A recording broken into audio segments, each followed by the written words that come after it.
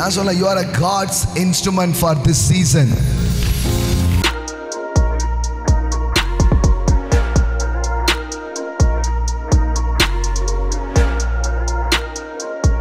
Before I formed you in the womb, உன்னை அம்மா வயிற்றுக்குள்ள வைக்கிறதுக்கு முன்னாடியே I knew you, உன்னை எனக்கு தெரியும். And approved of you as my chosen instrument. அப்படின்னா என்ன? டவுட்லாம் உனக்கு தேவையில்லை. நான் என்ன பண்ணியிருக்கிறேன்? என்னாலே ஏற்றுக்கொள்ளப்பட்ட நிரூபிக்கப்பட்ட ஒரு அற்புதமான ஆயுதமாய் கருவியாய் நீ இருக்கிறாய். ஆமென். நான் சொல்ல, you are a God's instrument for this season.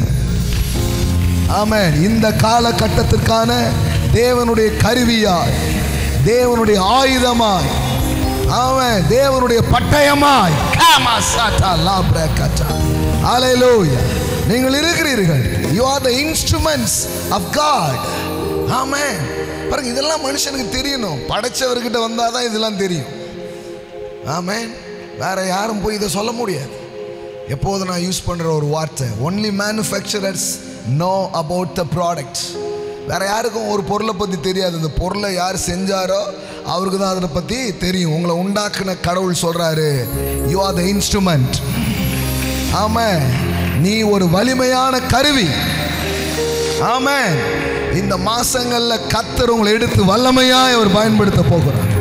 The Lord said to him, go for this man is a deliberately chosen instrument of mine. The same word, instrument.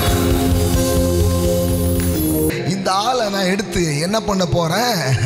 பிரஜாதிகளுக்கு, ராஜாக்களுக்கு, இஸ்ரவேல் புத்திரர் எல்லாருக்கும் என் நாமத்தை அறிவிக்கிறதற்கு நான் தெரிந்து கொண்ட பாத்திரம். நான் சொல்ல, நீங்க ஏதோ தப்புன்னு வந்து விழுந்து டப்புன்னு வந்துடல. நீ you are the instrument. நீ காலையில் நீங்க உட்கார்ந்து இருக்கீங்களா? இந்த சத்தத்தை ஆன்லைன் மூலமா கேட்டுட்டு இருக்கிறீங்களா? you are a God chosen instruments. கர்த்தர் தெரிந்து கொண்ட ஒரு பாத்திரமாய், கர்த்தர் அழைத்த ஒரு பாத்திரமாய் அவர் இருக்கிறார்.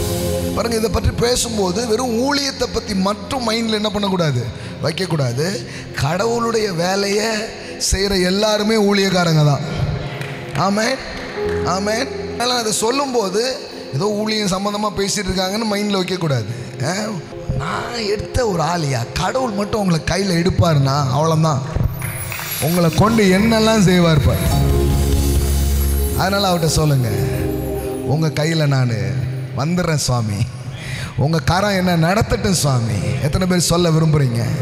ஹல்லேலூயா, ஹல்லேலூயா.